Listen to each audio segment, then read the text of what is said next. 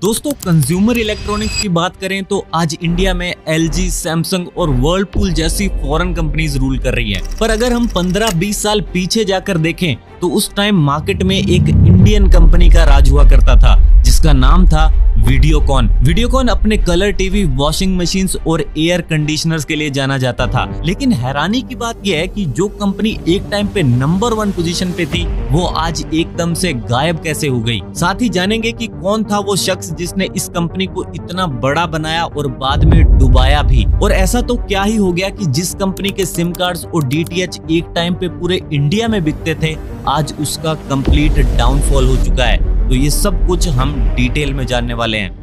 कहानी की शुरुआत होती है 1955 में, जब नंदलाल धूत जी ने महाराष्ट्र के औरंगाबाद में अपनी शुगर मिल सेटअप की। उस टाइम शुगर केन प्रोसेसिंग एक नया बिजनेस था जिसके चलते धूत परिवार ने लाखों रुपए कमाए। फिर कई साल बाद ये बूढ़े हो गए तो बिजनेस की कमांड इनके बेटे वेणुगोपाल के हाथ में आ गई। अब वैसे तो पुराना काम काफी अच्छा चल रहा था, लेकिन इन्हें कुछ नया करना था, तो इसीलिए 1986 में इन्होंने अधिगम ट्रेडिंग कंपनी की शुरुआत की, जहां ये पेपर ट्यूब्स की मैन्युफैक्चरिंग करने लगे। अब वेणुगोपाल इंजीनियरिंग बैकग्राउंड से आते हैं और इन्होंने इलेक्ट्रॉनिक्स सेक्टर में ट्रेनिंग भी कर रखी थी, तो इसीलिए 1980s के मिड में इन्होंने मार्केट में एक चेंज नोटिस किया। इन्होंने देखा कि इंडिया में कलर टेलीविजन की डिमांड बहुत तेजी से बढ़ रही है, क्योंकि उस टाइम दूरदर्शन ने कलर ब्रॉडकास्ट जस्ट स्टार्ट ही किया था। तो इसी मार्केट चेंज को देखते हुए धूत फैमिली ने अब पिक्चर ट्यूब्स बनाने का डिसीजन लिया। पिक्चर ट्यूब्स, जिन्हें नहीं पता, ये कोन शेप ट्यूब्स होती हैं जिन्हें पहले के बॉक्स वाले टेलीविजन में इंस्टॉल किया जाता था। अब पिक्चर ट्यूब तो ये बना ही रहे थे, तो इन्होंने सोचा कि जब टीवी का मेन कंपोनेंट ही हम बना रहे हैं तो इसे किसी और को क्यों बेचना, हम खुद भी तो टेलीविजन बना सकते हैं। और ऐसे 1991 में इन्होंने मास इंडिया के लिए पहला कलर टीवी बनाया और उसी साल कंपनी का नाम भी अधिगम ट्रेडिंग से चेंज करके वीडियोकॉन बना दिया। इससे पहले तक रिच और एलिट क्लास लोग ही कलर टेलीविजन खरीदते थे, क्योंकि मोस्टली फॉरेन ब्रांड्स के टीवी ही उस टाइम पे इंडिया में सेल हो रहे थे और इंपोर्ट ड्यूटीज की वजह से उनकी प्राइसिंग काफी हाई रहती थी। लेकिन अब ऐसा नहीं था। वीडियोकॉन के इस टेलीविजन के आने के बाद अब नॉर्मल लोग भी कलर टीवी को अफोर्ड कर पा रहे थे, जिसके कारण ये टीवी इंस्टेंटली पूरे इंडिया में हिट हो गया। धूत परिवार ने सिर्फ अपने एक प्रोडक्ट से पूरे कंज्यूमर इलेक्ट्रॉनिक्स मार्केट में तूफान ला दिया था, लेकिन ये तो सिर्फ शुरुआत थी। कलर टीवी के बाद इन्होंने एक और बहुत बड़ा गैप स्पॉट किया और ये गैप था होम अप्लायंसेस मार्केट का। 1990s के दौरान भारत में इकोनॉमिक लिबरलाइजेशन शुरू हो चुका था,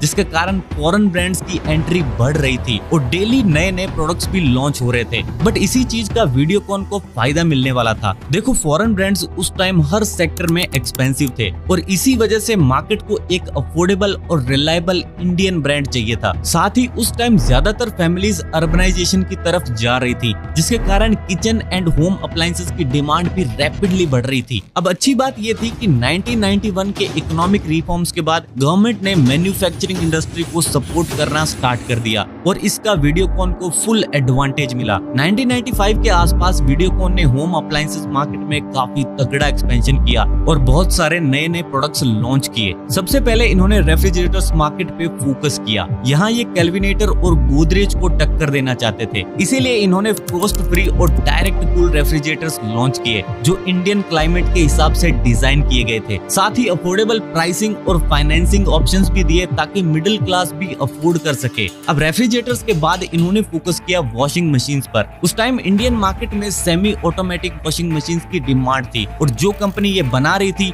वो थी BPL। बट अगेन इनकी वॉशिंग मशीन्स बहुत एक्सपेंसिव थी, तो इसीलिए वीडियोकॉन ने अफोर्डेबल और ड्यूरेबल वॉशिंग मशीन्स लॉन्च की जो कि लोगों को बहुत पसंद आई। इसके बाद इन्होंने एनर्जी एफिशिएंट एयर कंडीशनर्स भी बनाए। फिर इसी दौरान इंडियन मार्केट में माइक्रोवेव आया, तो उसका भी अर्बन एरियाज में क्रेज बढ़ने लगा। तो डिमांड को देखते हुए इन्होंने कॉस्ट इफेक्टिव माइक्रोवेव भी बनाए। ऐसे करते करते धीरे धीरे इन्होंने ऑलमोस्ट सारे कंज्यूमर इलेक्ट्रॉनिक्स प्रोडक्ट बना दिए। उस टाइम ये टीवी से लेकर म्यूजिक सिस्टम तक सब कुछ मैन्युफैक्चर कर रहे थे। साथ ही स्वदेशी और सस्ता होने की वजह से लोग खरीद भी रहे थे। सेल्स को और ज्यादा बढ़ाने के लिए इन्होंने टीवी और वॉशिंग मशीन्स बायर्स के लिए कॉम्बो डिस्काउंट्स भी निकाले और इन्हीं चीजों के चलते वीडियोकॉन इंडिया में एक वैल्यू फॉर मनी ब्रांड बन गया। लेकिन वेणुगोपाल अब बड़ी गेम खेलना चाहते थे। उन्होंने इन्होंने देखा कि अगर हम इलेक्ट्रॉनिक्स मार्केट में अपना दबदबा बना सकते हैं तो ऐसे और भी तो सेक्टर्स होंगे जहां हम अपनी जगह पक्की कर सकते हैं। और यही सवाल वीडियोकॉन की डाइवर्सिफिकेशन का कारण बना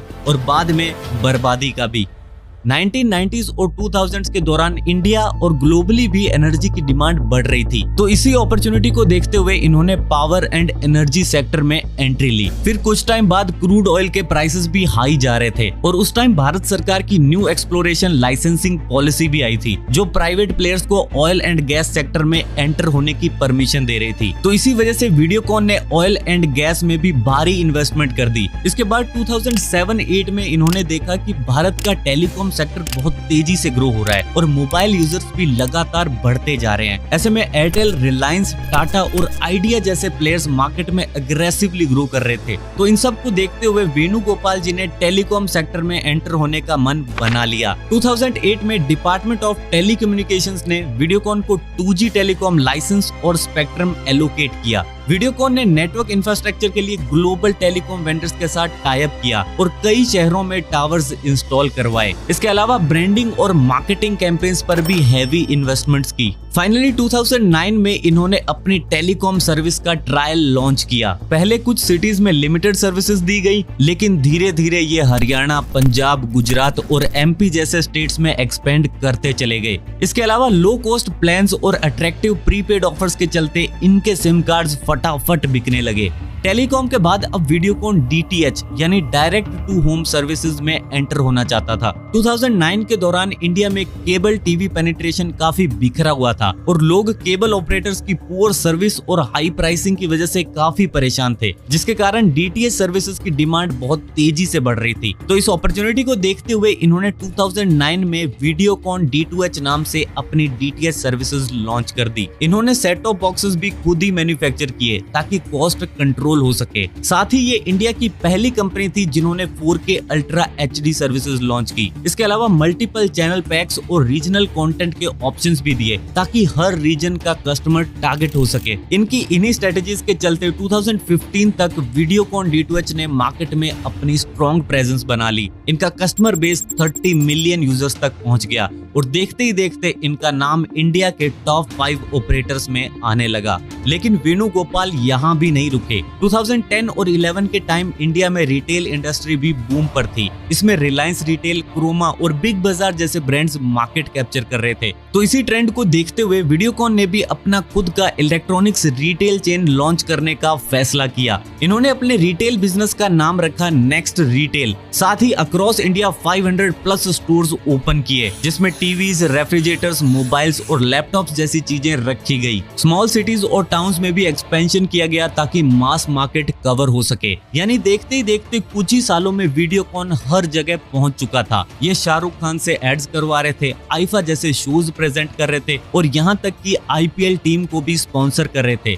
लेकिन फिर कुछ ऐसा हुआ कि वीडियोकॉन का ये करोड़ों का बिजनेस बिखरने लगा और कुछ ही टाइम में ये बंद होने की कगार पर आ गया। तो चलो जानते हैं उन रीजंस के बारे में जिनकी वजह से इतना बड़ा बिजनेस एम्पायर आज पूरी तरह से खत्म हो चुका है। सबसे पहले जानते हैं ऑयल एंड गैस सेक्टर के बारे में। 2008 से 11 के बीच में वीडियोकॉन ने ऑयल एक्सप्लोरेशन प्रोजेक्ट्स में डेट लेकर बहुत सारा पैसा इन्वेस्ट किया, इस उम्मीद में कि बाद में अच्छा रिटर्न देखने को मिलेगा। लेकिन हुआ बिल्कुल उल्टा। मात्र 3-4 साल में क्रूड ऑयल के प्राइसेस $100 पर बैरल से गिरकर $30 पर बैरल तक आ गए, जिसके कारण वीडियोकॉन का ये बिजनेस सस्टेन नहीं हो पाया। डेट की बात करें तो सिर्फ इस ऑयल एंड गैस बिजनेस के लिए इन्होंने 22,000 करोड़ का कर्जा ले लिया था और कंपनी की हालत ऐसी थी कि ब्याज देना भी मुश्किल हो गया। इसीलिए SBI, ICICI और बाकी फाइनेंशियल इंस्टीट्यूशंस ने मिलकर इस कंपनी को NPA यानी नॉन परफॉर्मिंग एसेट डिक्लेयर कर दिया और 2019 के आते आते ये बिजनेस कंप्लीटली कोलैप्स हो गया। इसके बाद बारी आती है टेलीकॉम सेक्टर की। 2008 में जब 2G स्पेक्ट्रम का ऑक्शन हुआ तो वीडियोकॉन को इस स्पेक्ट्रम का लाइसेंस सस्ते में मिल गया, पर बाद में CBI ने जब इंक्वायरी की तो पता चला चला कि ये एक बहुत बड़ा स्कैम था।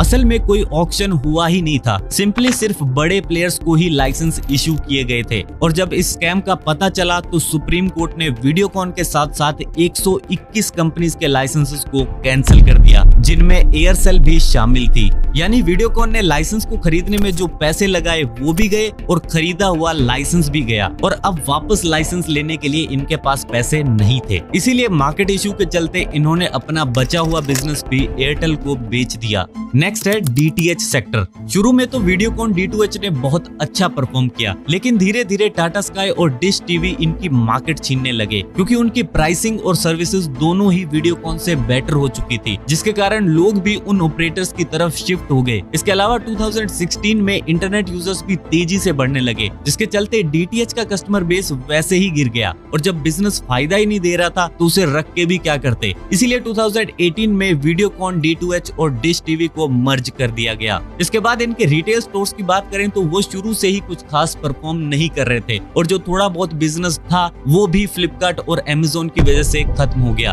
अब आप ये सोचोगे कि ये सब तो इनके साइड बिजनेसेस थे, लेकिन इनके मेन बिजनेस का क्या हुआ, जिसमें ये कंज्यूमर इलेक्ट्रॉनिक्स बनाते थे? तो चलो वो भी देख लेते हैं। हुआ क्या कि 2005 के बाद इंडियन इलेक्ट्रॉनिक्स मार्केट में कोरियन और जापानीज ब्रांड्स की एंट्री हुई। सैमसंग और एलजी ने अपने इनोवेटिव प्रोडक्ट्स लॉन्च करने स्टार्ट कर दिए, like inverter, ACs and smart washing machines. पर वीडियोकॉन अभी भी पुरानी टेक्नोलॉजी वाले अप्लायंसेस पर ही फोकस कर रहा था। कस्टमर्स नए और मॉडर्न डिजाइन की तरफ शिफ्ट हो रहे थे, लेकिन वीडियोकॉन सिर्फ एग्जिस्टिंग प्रोडक्ट्स का सस्ता वर्जन बना रहा था। अगर आपको भी याद हो तो 2010 के आसपास एलसीडी और एलईडी टीवीज का क्रेज काफी ज्यादा बढ़ गया था। उस टाइम बड़े बड़े डब्बे जैसे टीवी मार्केट से गायब हो रहे थे। सैमसंग और सोनी जैसे ब्रांड्स अपनी स्लिम एलसीडी टीवीज को लॉन्च कर रहे थे, वो भी अफोर्डेबल प्राइसिंग के साथ। लेकिन वीडियोकॉन टाइम के साथ ये सब चीजें नहीं कर पाया, जिसके चलते इनके प्रोडक्ट्स आउटडेटेड लगने लगे और लोगों ने इन्हें खरीदना बंद कर दिया। 2019 के आते आते कंपनी की टीवीज, रेफ्रिजरेटर्स और वॉशिंग मशीन्स की फैक्ट्रीज